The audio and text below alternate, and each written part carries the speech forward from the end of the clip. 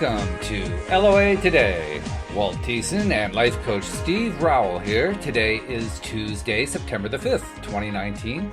It's 8 a.m. in New York, 5 a.m. in Los Angeles, 1 p.m. in London, and Sydney, Australia is at 12 midnight. But wherever you are in the world, thank you for joining us for yet another episode of LOA Today, your daily dose of happy.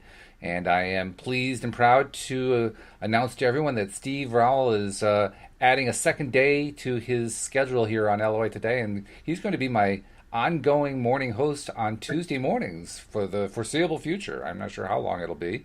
I never know when I bring somebody new on, but we find that out as we go along, right, Steve?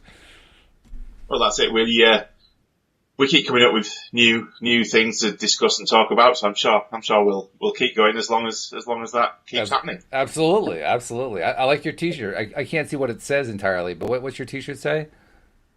I've no idea. To be honest, I've never even looked at it. Okay. You just grab whatever's in the closet and put it on. Copper label Japan, super dry. All right. Absolutely nothing. Okay. Well, whatever it is, it looks like you're ready for it. I don't know what it is, but that's okay. So how you doing? I mean, we haven't talked in a few days. How are things going? Are you well? Yeah, well, things are picking up coaching wise. I'm taking on a lot more new clients now, and they're getting good results, which is fantastic. So yeah, that's all starting to pick up. And again, thanks to this show, really, in being able to put myself out there a little bit more than I would have ordinarily been able to do. So I'm grateful for that. Oh, definitely. You're welcome. We're glad to have you for sure. So this is going to be a Q&A, and I see people are starting to queue into the live stream section of the Facebook page on LOA Today. I don't see any questions yet, so I think we're probably going to be coming up with our own topic and questions to address. But I mean, we can do that, Steve. We're good at this kind of thing. So yeah, well, I wanted to bring something up today that I've been playing with and working with over the last sort of week or so. So I've been looking at energy and what energy is and how we can manipulate that. So I wanted to get your take on energy and energy states and being able to transmute and transform energy into different realities by using your thought patterns and feelings and the law of attraction in effect. So I just wanted to get your take on that and what your thoughts were around that. Well, yeah. Well, actually, that's something that I talk about a lot on Friday afternoons with Linda Armstrong, because literally she is an energy coach. That's the way she builds herself, and she's remarkable where the whole topic is concerned. Lately, she's been leading us in a series of meditations, and they've been really interesting. I have a mixed history myself with guided meditations, but hers are very good. I'm actually successfully visualizing stuff, and I'm feeling energy coming through. I'm experiencing it. It's like, this is cool. This is good stuff. I like this. I'm not quite sure where you want to go with the question, but I can tell you in general, I do believe very strongly now, and this is big change for me compared to, say, I don't know, 10 to 15 years ago. Big change for me to feel like and to say, yes, we are all connected. Yes, we can experience that connection. Yes, we can send messages. Yes, we can reinforce each other. Yes, we can help each other energetically. I wouldn't have said that 15 years ago. I totally believe it now. Yeah. It's awesome because I work with different groups of people, and I think when you're, especially because yesterday was the new moon as well, wasn't it? I believe so, yes. Yeah, it was. So I'm working with a group of people at the moment and we're manifesting money and other things and business dealings and all sorts of other things together as a group of people. So we come together generally once a week, sometimes twice a week to have a conversation, but also we'll have a joint intention setting, which we do on the new moon. Okay. And so we'll all sit down and we'll go through a process of setting our intentions for the group, so we can all put the same amount of energy out into the universe at the same time, which is so powerful because you can literally feel the energy from everybody all at the same time, and it's I say it's strange because I wouldn't have believed this 6 years ago either. Yeah. That everybody can hold a thought and an intention and can have an impact that you can see and feel in your reality within a matter of hours. Things start to happen because of all this energy that's gone out there. And I find, sorry, I've got a cold today.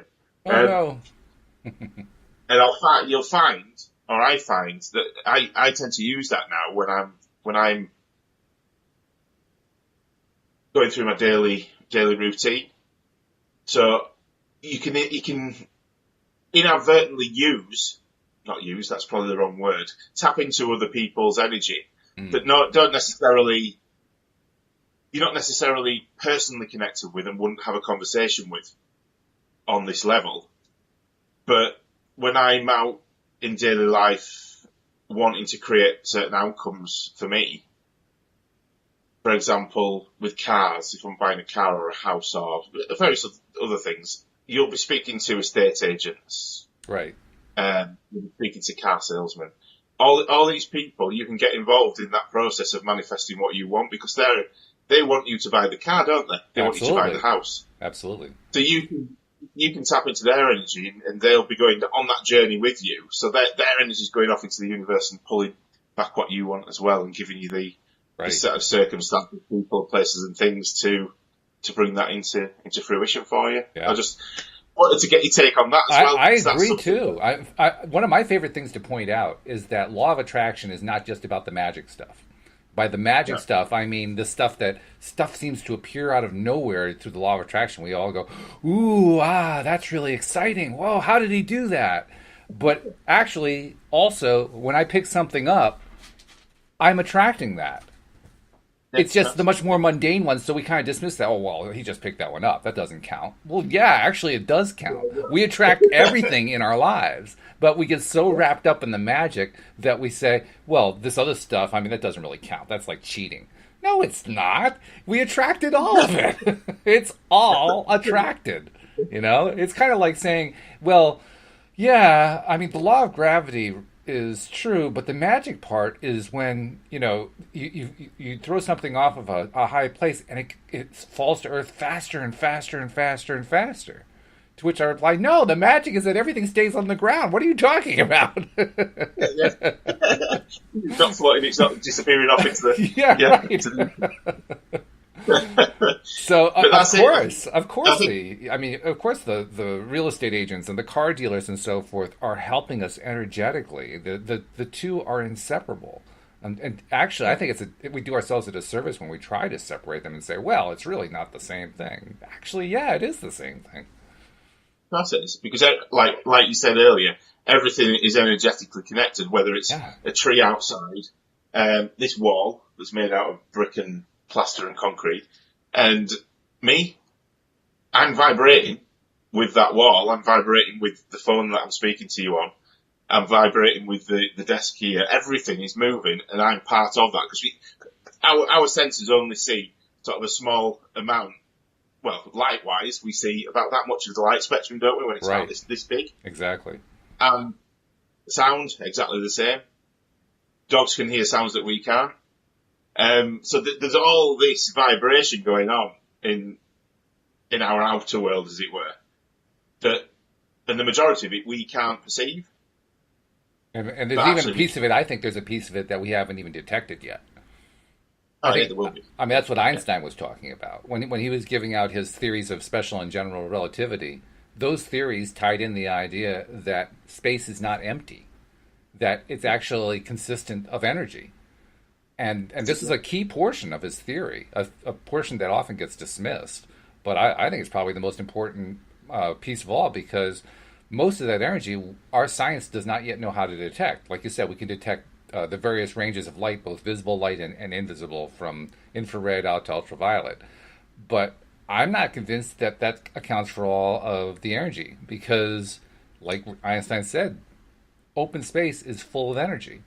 Is it all light energy? I don't think so. I mean, there's a whole lot of space that doesn't seem to have a whole lot of light in it. So that means there's something else. There's another kind of energy going on here. And I think that's actually source energy. It's awesome, isn't it? Because you've got all this stuff that you can tap into.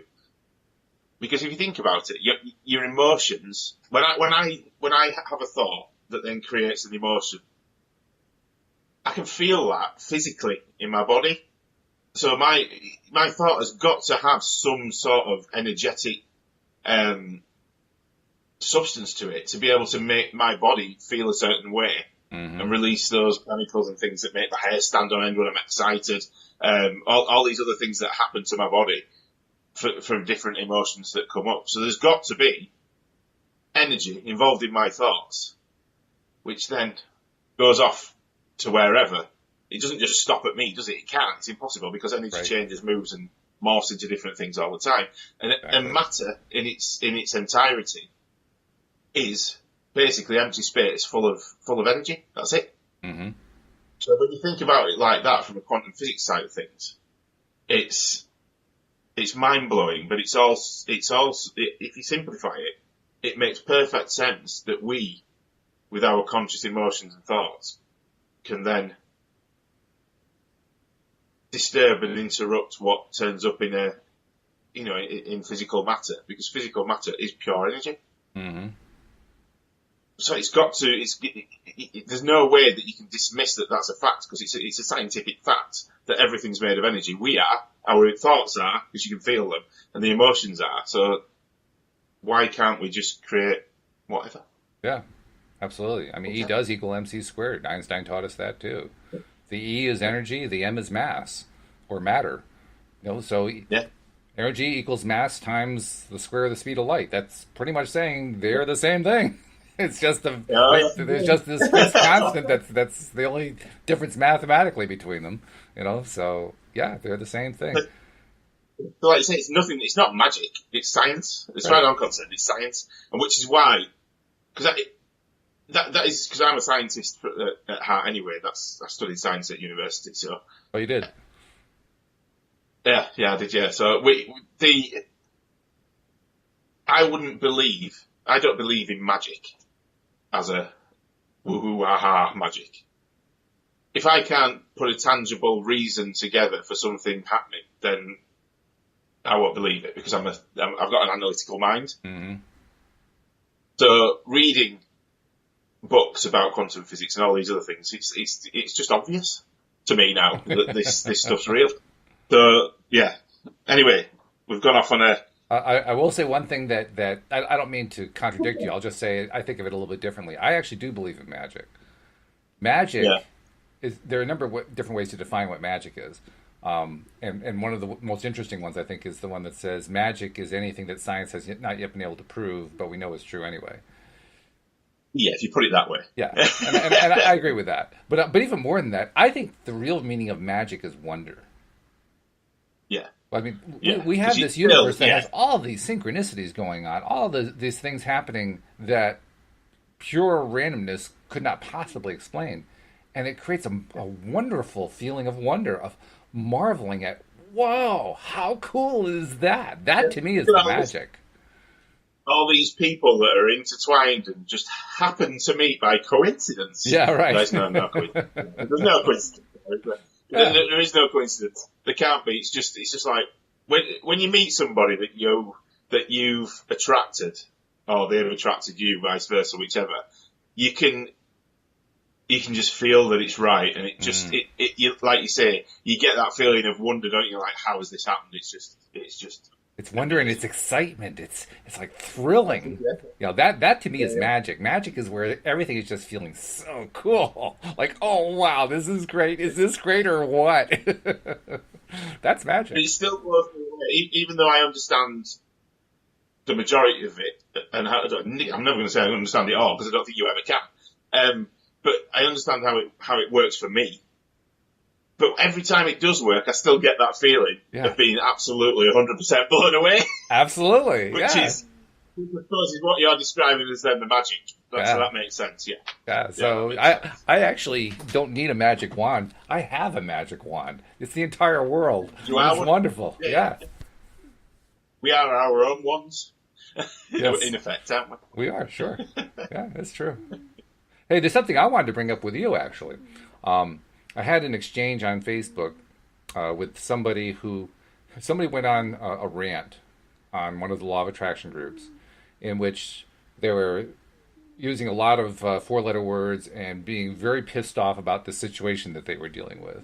And I mean, they were just venting like crazy about this thing. And then in the midst of it, they were saying things like, I really do love myself, and I really, I'm a very balanced person. And then they're going off on this crazy tangent. And I'm thinking, well, I don't think you realize what you're saying there. So I basically came back with a comment saying, well, if you really do feel that you are this balanced person, then you don't really care about this other situation. And that set some people off. Like, oh, no, you're being so condescending when you say that. I thought to myself, that's an interesting reaction. Telling the person the truth about what it is he's doing is condescending, which I don't think it is at all. I don't think I was being condescending. I was just simply telling him the truth. But I'm thinking, as a coach, you probably run into situations like that. Probably not where you're being accused of being condescending, but you run into situations where people are off on this thing, and you point out what they're doing, and they, it kind of shocks them a bit. And you probably even get some pushback on that. How do you handle the pushback? What's your best way to deal with that?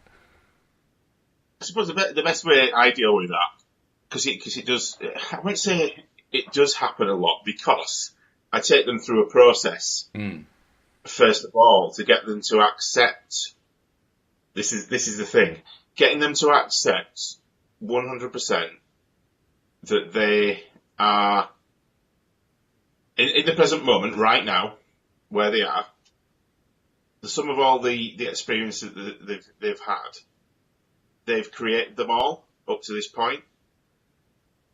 So, and also get them to accept that the stories, if you think about it, your subconscious mind runs on automated stories the majority of the time, which will either be based in the past or worrying about the future. So this person that you're talking about in the group, I'm assuming, was ranting about something that's happened that's upset them. Yeah, somebody who was treating them badly or something along that line. Yeah. So with me, it'd be about getting them to understand that the only common denominator in that situation, and the only thing that they can change, is themselves. Right. Yeah. So, and it works really well. It works with your number one listener. Is it Nasha? Nasha, sure. Mm-hmm. Yeah, because remember the first podcast we did, and we spoke about probably she's on changing. She listens to a lot of them, so I wouldn't be surprised if she was there. I honestly don't remember. They all kind of blur after a while. See, I remember. I do remember things quite well. But she just switched the way she was behaving towards the situation, and then she got a different result. Oh, right, yeah, with her family. I remember that, right. Yeah. So it's a similar sort of situation with this one. I mean, I go down the route of, right, okay, so you can't change the situation. That's happened. It's done. It's finished. You're being upset about it now, but do you really need to be right now? Is it happening now?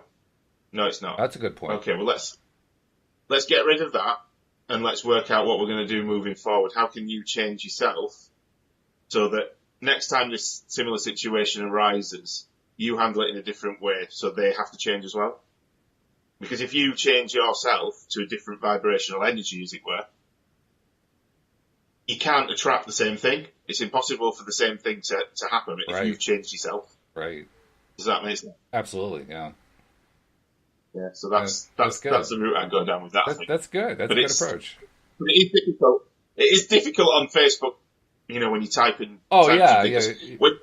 When you're writing things can get misinterpreted or read in a different way. Yes. So something that's supposed to sound happy and encouraging can come across as, if they read it in the wrong way, as aggressive and not. So it's the same with text messages, isn't it? Absolutely, yeah. Because there's no context, there's no body language, there's no nonverbal cues of any kind. It's just the written word from the perspective of the person who was writing the written word, which may not be the same perspective as the person who's reading the written word. Exactly. So that's where the confusion and the disconnect comes in, Absolutely. which can cause all sorts of. Oh yeah, that's fun. And most of the time Yeah. it doesn't happen. Just caught my attention this time. Like, whoa, did I say something? What did I do? And I realized I guess I probably didn't. But it made me wonder what your approach is, because that's a good opportunity to find out. Yeah, it's a good opportunity to turn it around and put. I think it's always worth putting it back onto the person that's Absolutely complaining and asking them to analyse it. Yeah. Rather than telling them you're wrong or you need to change the way you're doing it. It's for them to work out themselves and giving them the tools to stop, think, look at it, and then be able to move forward. Right. So that's how I break that down rather than I agree with you entirely. That's good. So okay. Oh, Dee likes that too. Because if we change ourselves, there is no way we can track the same things. She's right. Exactly right. So let's see. What else can we attack as a problem today? What other questions can we bring up? Well, actually, there's another one I want to bring up. I actually sent out an email to all the co-hosts yesterday that touched on this, but I'll bring it up more indirectly, and that is stories. We are people, human beings are people who like stories. We respond well to stories. And I'm wondering, in your coaching practice, to what extent do you rely on stories to help, present the points that you're making? Because, I mean, from my perspective, I think stories are the best way that we learn of anything. But I'm curious to know what your perspective is. I use them a lot, absolutely, because it's easy to give an example, a real example of a real situation that somebody else has been in or been through, to explain an idea or a concept. So yeah, I use them. I try to think of a specific example. Can't think of a specific example right now, but yeah, I do use them all of the time. But it depends, obviously, it's individual to each client, depending on what their struggles are, their blockages and challenges are, really. But yeah, it definitely helps to get the point across.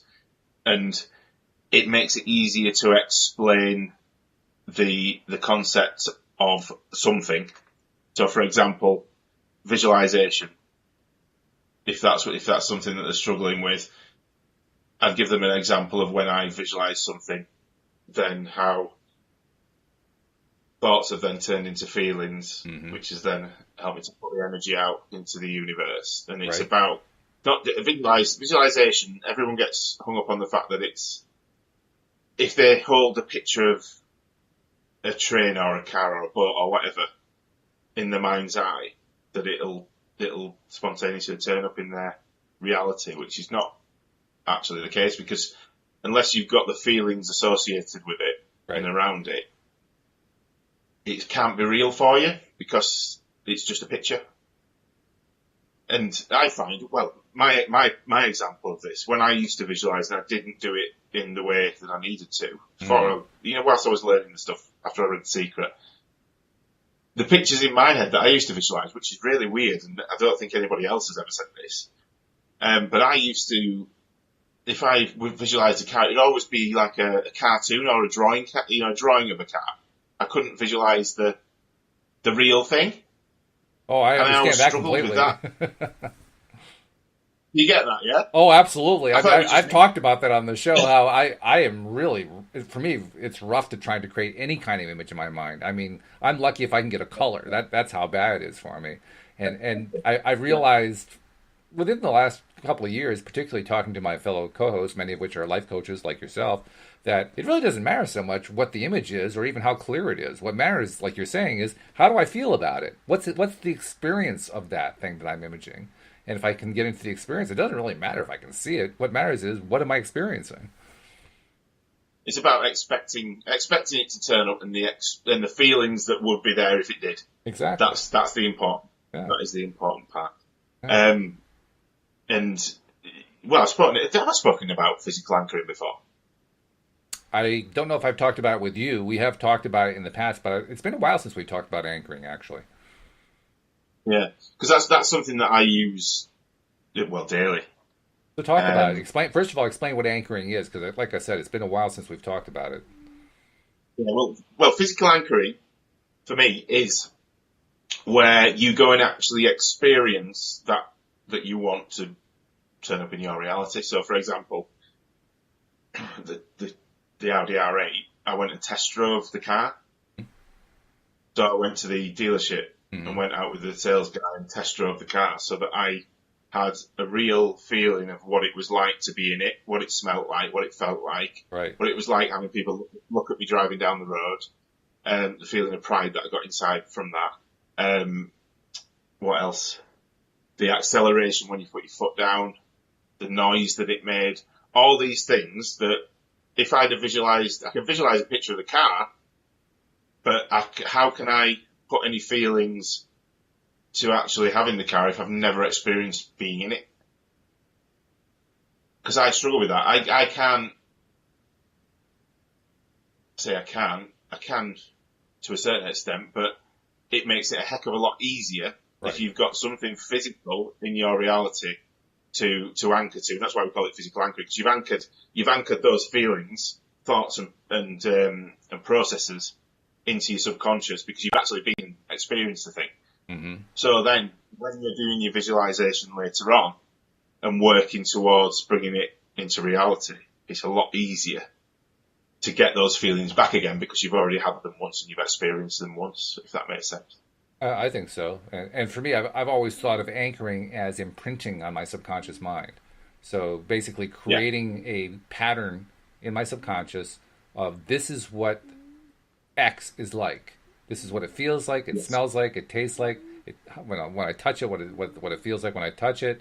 What does it look like? What does it sound like? All that stuff, all built into this one little pattern that I'm imprinting on my subconscious mind. And when I imprint it, I'm basically giving myself the way to visualize it. Visualize is kind of like the generic term we use, but I like experience better than visualize, because visualize is one sense. Experience is all the senses. That's why I call it experiencing. And when I imprint it on my subconscious mind that way, I give myself a way to experience it over and over and over again. And when I do that, that's anchoring. That's just reinforcing. And then the more you do that, the more your subconscious allows it to become believable. Right. Mm-hmm. And once it's believable is generally when it will show up. Yep. Because now it's real and it can be in your reality. You've got no blocks on it turning up. Right. So that's what I use all the time for everything really. It's physical anchoring. I'll go out and experience it. So, but a lot of people have got the fear around that, because I work with clients that say, well, I want to buy a new yacht. That's one of my things that I've always wanted, is a yacht. But they won't go to a boatyard and speak to someone about buying one and experience sitting in it, because they think, well, I haven't got the money to afford to go and buy one. So I'm scared of going in there because they might find out I haven't got the money. Right. All right, well, why would any sales guy come up and ask, can you just take me to the bank and show me how much money you've got in your bank? You'd never buy a boat from him, would you? Not really. Imagine if you're a millionaire and he's asking if you've got enough money to buy it. Why would you be going there in the first place if you didn't? Well, even more than that, why is it dishonest to go look at a yacht when you don't have the money to buy it? What's dishonest about that? Because what's implicit in that claim that it's dishonest is the idea that if you don't have the money for something, you have no right to look at it. Yeah. Well, if you have no right to look at it, then most of the things in your life you don't have a right to look at. You don't have a right to look at any of the houses in your neighborhood. You don't have right to look at any of the cars, so you're supposed to close your eyes whenever any of those things come by, because you're not allowed to look at them. I love that. That's brilliant. That's absolutely awesome. I love that. I'm going to steal that one. Right? I'm going to steal that one. Yeah. I like that. You should never, ever look at a plane because you can't afford to buy a plane. So if a plane's flying, don't look, avert your eyes. Yeah. But that is how some people behave around these things, which is, I think, is quite sad, really. But once you get over that, you go out and experience all these abundant things. Abundance then becomes part of your everyday feelings, and you understand what it's like to be abundant, which then makes it easier for you to anchor into that and then create that abundance for yourself. Mm-hmm. this is one of the things that people tend to struggle with because they won't push themselves outside of the comfort zone because it'll make them feel uncomfortable going and doing that. But I say, if you're always living within your comfort zone, you're not growing. You are not growing as an individual, and you never will. So push outside it. Yeah. Have we had any questions yet? No, a lot of comments. Dee Dee's commenting like crazy, but no real questions coming out yet. Dee Dee likes the questions we're raising, so that's good. We're on the right track, that's for sure. That's good. Fantastic. I was going to, let's see, I had a question, I lost it. I was going to bring up something along the line we were just talking about. Oh, no, it wasn't a question. I was going to make another comment about anchoring, going out and experiencing things. For people who are feeling that level of discomfort, what I like to recommend is what Louise and I do. We will go look at houses that are slightly outside of our price range. Not tremendously. Well, actually, now we look at almost anything. But when we first started, we would look at something that was just a little more expensive than we could really afford. Yeah. Not with the intention of buying it, with the intention of anchoring to it. And that way, it was like we were kind of like, we were pushing the boundary a little bit. We weren't trampling it. We were just kind of pushing it a little bit. Like, okay, well, maybe if we can talk them down on the price, then it comes into our price range. So now I'm justified. That kind of thing. And in so doing, the two of us actually would experience what this better looking house was. And then we just kept pushing the envelope and higher prices until we were looking at $1 million houses. And it didn't take long. That's what it's about. Because what you're doing there is what's called micro-shifting. So you're micro-shifting your subconscious. Yeah, that's the term that one of my good friends down. I hadn't heard that. That's good. I like that, micro-shifting. Because what you're doing, in effect, is you can do it when you're manifesting money as well. So I use it for money. Well, I started using it for money, and the amounts gradually go up. So it's all about starting with something that your subconscious can deal with and can work with. So, for example, if you think that it's quite possible that you could find 10 cents on the floor, start with 10 cents. If you think that you can come across $100 bill on the floor, start with $100. Something that can be believable. Like, if I couldn't start with $1 million being on the desk next to me, because I don't think, my subconscious doesn't think that's possible. I can't manifest $1 million right here, right now. It's not I'm just going to dismiss that. My subconscious will dismiss it. The belief system's not there, therefore I won't be in alignment with it, so it won't show up. So if you start with something that you found before. So, for example, I don't know, you've put your jeans in the washing machine, you check your pocket, and there's a $5 bill in there. Right. Start with that and set an intention. Today, I intend and create $5 in an easy way to come to me in an easy way. That's an affirmation that I use quite often. And then just forget about it and just leave it and just expect that this money's going to turn up. It doesn't matter. Don't think about where it's coming from because that's not important, as we know. And then when it turns up, just celebrate the hell out of it as though you've won $1 million. I like that. And then gradually up the amount. So I started off, because I'm in England, I started off with £5 initially to begin with. Right. And then I went up to 10, and then I went up to 20. Then I went up to 50. I jumped up to 50. And that didn't work. I only got 30. Oh. So what I only manifested 30 pounds out of thin air. What that taught me was my subconscious edge right now is 30. Right.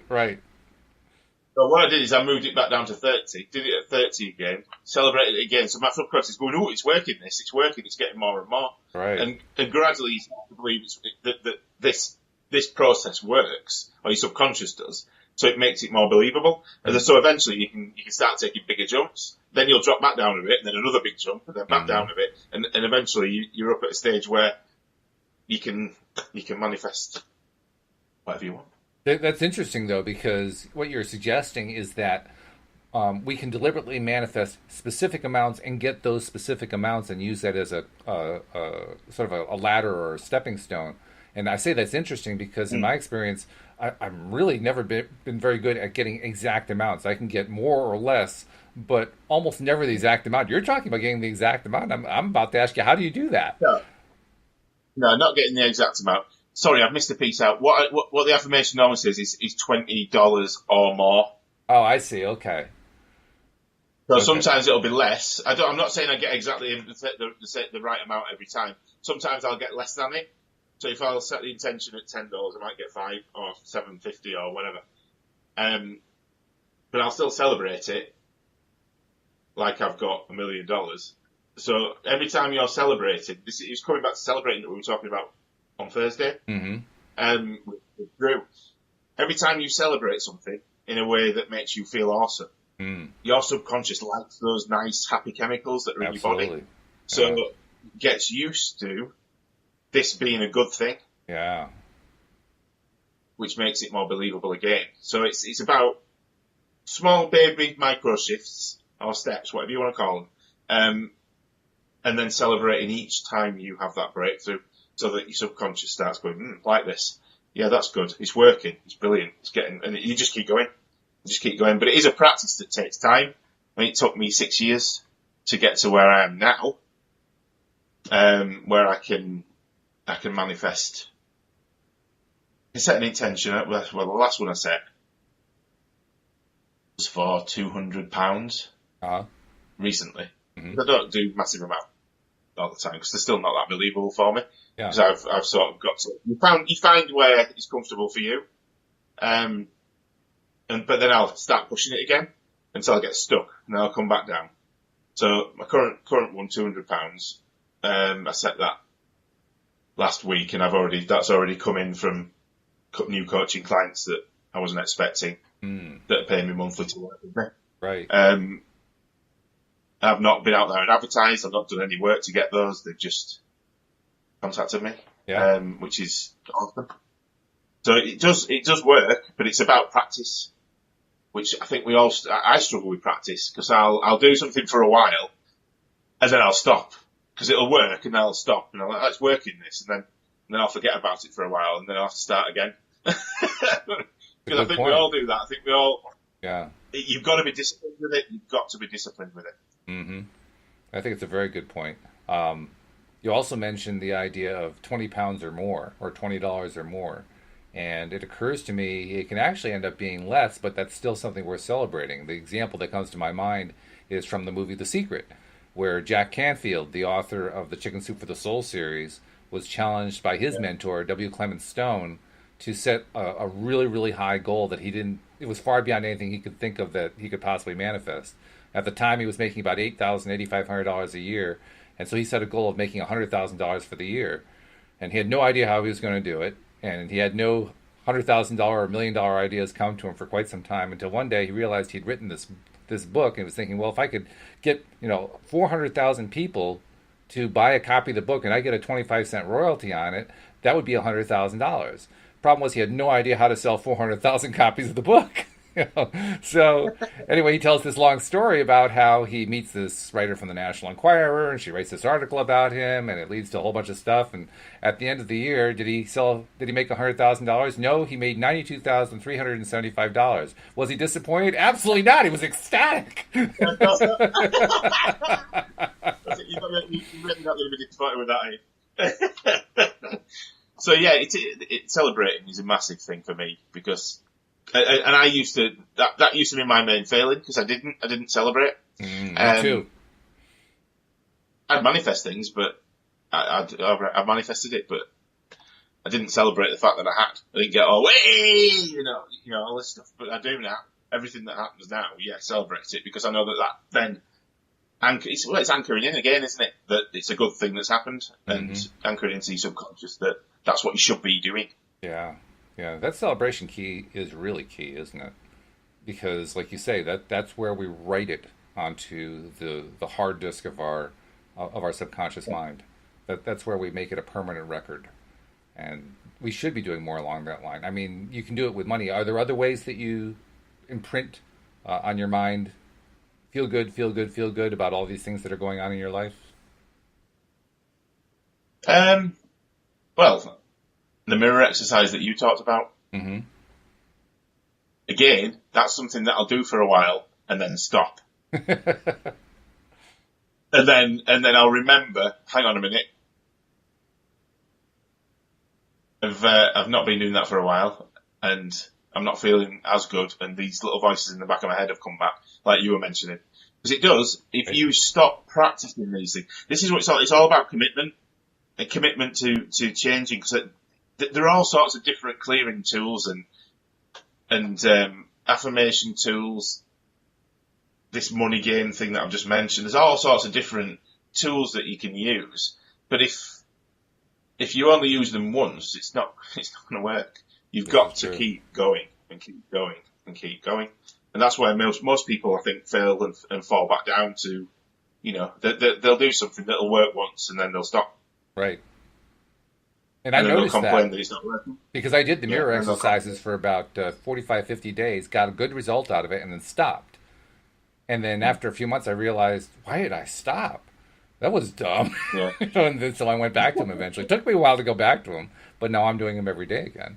And, once you've got something good going like that, you keep using it because that's where you're going to get the most benefit. We actually have a question and it's from Dee Dee, actually. She says, I have a question. I played the lottery. It was a cheap scratch off.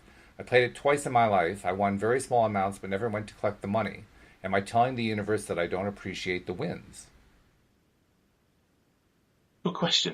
Isn't that really good? I'd never heard that one before. I think probably yes. Probably yes, you are, because you've not acknowledged that you've won and celebrated it. If you've won a small amount, another thing you can do as well, which works brilliantly.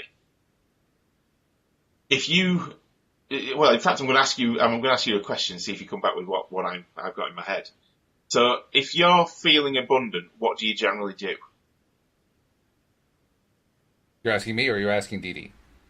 Yeah, I'm asking you. You're asking me. What do I do? If I'm feeling abundant, I try to remember, and I usually am pretty good at this now. I try to remember to celebrate, like you were talking about. I try to find some way to say, "Wahoo! This is so cool. This abundance. I am loving it." What else? There's something else that you can do. With abundance? Just I'm not sure what you're driving at. I'm not sure what you're driving at. I mean, I just try to milk it as much as I can. No worries. Well, what it is give it away. So if you've won, it's a small amount that really, you obviously don't need it, Dee Dee, because you didn't go and collect it. But I would go and collect it and I'd celebrate winning it, but then I'd give it away to charity or give it away to somebody else. Oh, I see what you're saying. And then that's affirming with the universe that you don't actually, you've won it, but you've given it away, so therefore you are abundant. It'll make you feel abundant, but it'll also make you feel grateful that you've won it and being able to give it away. So it's all about gratitude, feeling abundant, and giving as well. Mm-hmm. So you've got all three things that are going to lift your vibration up all in one, all in one hit in effect. Talk about the giving aspect, because that is one that, first of all, can seem counterintuitive, and second of all, it doesn't get a lot of attention. Why give the money, or why give any? It doesn't even have to be money. Why give? What's the importance of giving? The importance of giving for me is when you do it, when you give something away and you're not expecting anything back, that's the key as well. So you're not giving something to somebody in return for something else. That's not how it works. So, for example, I'll give you an example. I manifested that £200 this week into my bank. So after that, I celebrated the hell out of it, and we were clearing the house out, and I found under my son's bed lots of boxes of stock from a business that my wife was running about a year ago that we just never bothered putting back on eBay and selling. We just didn't have the time to do it. So I've got a friend who's was struggling a little bit. Mm-hmm. Well, not struggling a little bit, but was looking for a way to make some money online that wouldn't take too much effort. Mm-hmm. So I just gave away £265 worth of stock to her and explained how to do it and sell it. So she's gone off and done that. She's made some money. Now she can start building her business. So that, in effect, that made me feel good that I've helped somebody else out. Yeah. I'm not expecting anything back. That's not what it's about. But I've made the universe think, well, hang on a minute. I've put energy out into the universe saying I've got enough to give away. So it's going to give me more to give away. And some more to give away. That's the idea. So it's going to bring more abundance into my reality. Mm-hmm. Yeah, okay. Because I always give away to, well, I work with this charity anyway. So over the course of the next year, I'll give 20% of what I bring in to charities. I do that as a matter of course now. I'll just give 20% away of what I get to charity because, not because I want to get recognition for that, because some of the charities don't know I'm giving them the money. It's anonymous. But it's I can't explain this very well.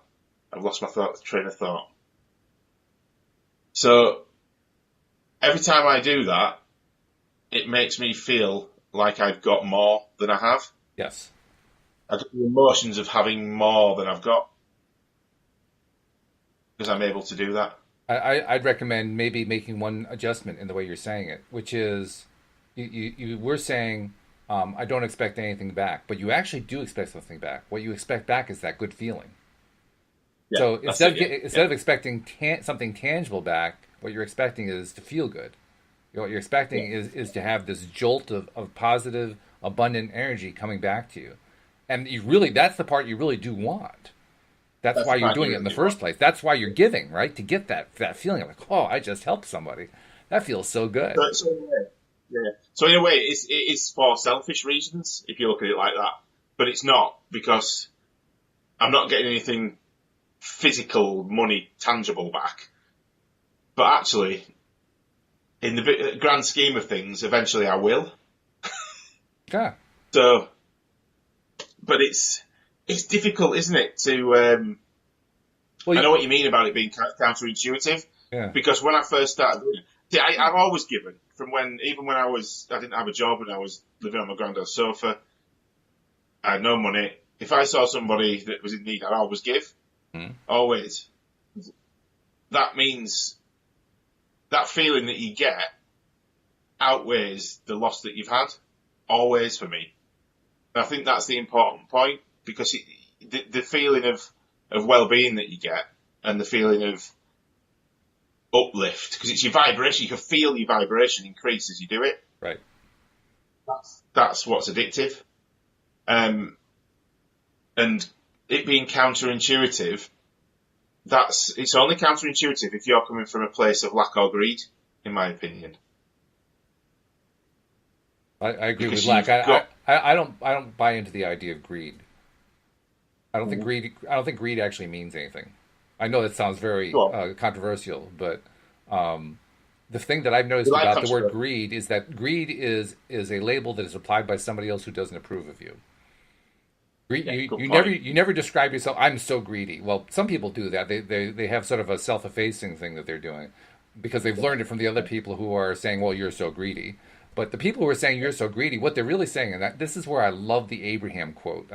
I quote this one a lot. Their quote about disapproval. Have you heard that one? Yeah. The disapproval quote, how their disapproval is their lack, not my lack. Yeah. And my disapproval of them, similarly, is my lack, not theirs. So anytime that we're pointing the finger at somebody else or somebody's pointing the finger at us, it's the finger pointer who's lacking, not the person they're pointing at. Although saying that, let's analyse this. Let's dig into this a bit. Okay. Because in the past, I would consider myself as being greedy and not wanting to give something away because of where my mindset was at that point in time. So I'd want to hang on to something rather than allow it to go to somebody else. Is that greed or is that fear? Yeah. Yeah, it could be, couldn't it? Yeah. It's fear of losing something. Fear of scarcity. And not having it at the moment. Yeah. Yeah, it's different. You're right, yeah. Yeah, because greed, that's good, is that? I like that. Yeah, greed it's always from outside, isn't it? It is. It's finger pointing. He's going to be somebody. I disapprove of your choice. That's what it always is. Yeah. I disapprove of you. The classic example, and I'll probably rub some people's noses out of joint on this one, but the classic example is Charles Dickens in The Christmas Carol. Scrooge was a greedy miser. That's the way he's portrayed by Dickens. I ask myself, does the character that Dickens portrays, does that actually represent any real human beings? Have I ever known anybody who go around, feeling grateful that they can take people's homes by, pushing them to the limit on their rent so they can't pay the rent anymore, and going, Simon Legree, I'm going to take their houses from them. I mean, really? Are there people like that? There probably are, but I can't say I've ever known any of them. No, I haven't either. I mean, it's a bit of to be honest, doing that would be, you're doing a disservice to yourself, because now you've no longer got a tenant. Exactly. Yeah. So not only do you have no longer a tenant, you no longer have self-respect. Yeah. That's the thing that gets me about. I mean, there are people we know just from the news. We know there are people who will do anything they can to deceive or chisel or steal or in any legal way that they can take something that doesn't belong to them and say, "Oh, I'm so smart" and so forth. Are they really happy? I don't get the impression that they're real happy. They're trying to convince the world that they're happy, but they certainly don't look happy. They don't act happy. So I don't really buy it. I don't buy that whole thing of Simon Legree. It just doesn't make sense to me. That's it. If you actually look, I mean, social media is brilliant, and the stuff that we get to do together on here is brilliant, because you get to connect with so many people, and I mean people from all over the world. I know people I've got contacts now in the Middle East. I've got contacts in America, in South America, Africa, all over the world. It's wonderful. And I haven't spoken to one person that I think was evil, nasty, or had something bad to do to me, or any wrong intentions. Everybody just wants to be as happy as they can possibly be in the place they are right now. Yeah. So when you think about the world like that, it's actually quite a nice place, isn't it? It really is. Absolutely. I agree with you completely. That's one of those things that we can celebrate the abundance of. Yeah. Because it's not, well, I mean, you said you made the mistake of watching the news the other day. Yes, I do. I do that more often than I like to admit, actually. You've hit the nail on the head. It is a mistake. It is. Absolutely, it's a mistake. Yeah, we've got a TV in our house, and it very rarely turns on. If it does turn on, it's only to watch a movie, and that's it. But we don't have any form of other terrestrial TV. We've cut the wire, so we don't have it.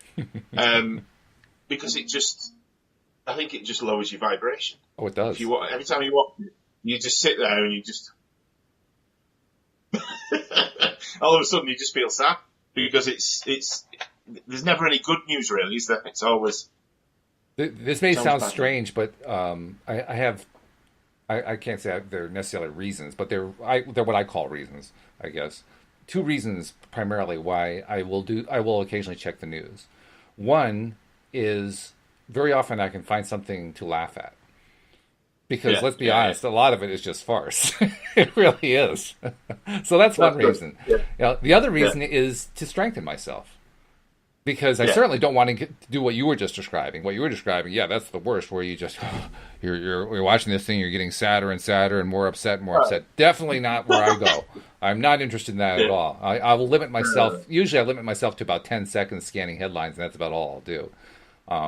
And in fact, yesterday I found a cool headline in doing that. But most of the time, and this is my second reason. My second reason is I was a political science major in school. And as sick as this is, I am fascinated by politics. Politics is probably the most dysfunctional thing on the face of the earth, but I'm fascinated by it. It's kind of like my wife. She's a former psychotherapist. So what does she do? She watches television shows in order to dissect the dysfunctionality of the characters. But yeah, no. Well, I do that out in public. You can do it anywhere. It's true. But yeah, I mean, if I sat and watched the news, I wouldn't feel sad because I understand what it's there and what it's doing. And but I was coming from a place where people that do watch it all the time, it can get you into this spiral of thinking that everything's just really not nice, which is completely wrong. It's not the case. Get out there, experience the world, and you'll see how wonderful it actually is. Absolutely, yeah. That's the point. And if you are going to look at the headlines, don't spend more than a few minutes on it. Don't delve in and start reading all the articles. That's poison. You just don't do that. It's not even necessary anymore. That's the other thing. News, the way news is written today, they never write the entire article all at once. The article is written over time, so they find one little bit of information, then they add it onto the rest, and all the rest of it becomes the rest of the article. So you don't actually have to read the article. All you have to do is just see the headline. Oh, okay, I got it. There's nothing else new in there. It's just the headline, and I'm done.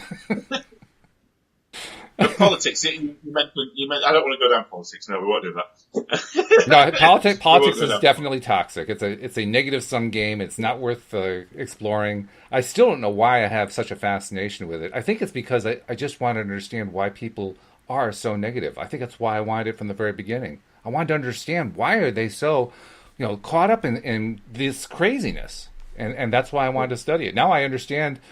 To some extent, I don't think I've totally figured it out, why they want to crawl into the craziness. The best explanation I got came from Abraham. Abraham teaches us that we came here in order to experience the contrast. I said, oh, well, there's a legitimate reason for crawling around in all the muck. You need the negative and the positive, don't you? You need both, so you can make your decisions and set off your rockets of desire. Like, well, yeah. They never taught me that in school. I can tell you that. To be honest, they don't teach us a lot in school. Really. No, they really don't. It's quite discouraging how much money you put out to get so little back. There's not a lot in there about life and how to live it. Not really, no. That's funny, though. But hopefully that'll change in time. Dee Dee's asking an interesting question. She says, Walt, have you ever seen the show called American Greed? I think of Bernie Madoff when I think of greed. Bernie Madoff with my money. That was a joke. Actually, I have a different take on Bernie Madoff than most people have. I mean, clearly he was a thief and a con artist. And, he got basically what he was asking for. He ended up in prison. And yeah. But the thing about Bernie is I felt really sorry for him. And I know that's not the way most people think about it, but he got himself into a trap in the 1930s of running this little thing, this little Ponzi scheme, and it kept growing and growing, and he didn't know how to stop it. And so he lived the rest of his life. It sounds on the surface like he lived the rest of his life in luxury and everything was wonderful, but he constantly had this thing he was dealing with all the time of this Ponzi scheme that kept growing, and he knew it was wrong. He knew he couldn't stop it, and he had to constantly live with that. That to me is a pretty unpleasant prospect. So I kind of feel sorry for him. I certainly feel sorry for his victims. His victims all got taken to the cleaners, but I feel sorry for him too. Look what he put himself through. When you put it like that. And yet there's another way to look at it, which is he chose to do that. He chose to put himself through that. So why am I feeling sorry for him? But you can look at it either way. He could have, He could have stopped it. It would have meant going to prison, which is actually what he ended up doing anyway. He just put it off longer. It's like peeling off the Band-Aid. He insisted on doing it one hair at a time. That's pretty. You've got away with words. Yeah, right. So, guy. Perhaps feeling sorry for him wasn't exactly my best move. Maybe my better move would be to say, well, that's really interesting. I wonder why he chose to be such a masochist. This is it. It's all about perspective, isn't it? It's all about the perspective that you look at things. Absolutely, it is. Yeah. Perspective is everything. We've never run out of time, haven't we? You can have 5 people in a room looking at the same thing and they'll all see something completely different. I know, isn't that crazy? It's just amazing. I mean, we all assume that, oh no, everybody's seeing it the way I'm seeing it, but no, that's really not the way they're seeing it necessarily. In fact, more often than not, they're not seeing it the way that you're. In fact, if we find somebody who's seeing it the same way, it's a miracle. Yeah, like you and I look at it the same way. Like, oh my God, we actually saw it the same way. Who would have guessed that? This is fun. This is fun stuff. Well, this has been good. I like the questions that we explored. Some questions we haven't talked about here in a while. Anchoring, that was really good. We haven't talked about that in ages. So thank you very much, and I look forward to having the next conversation with you on Thursday, right? Thursday, yeah. Yeah, so, okay, something to look forward to.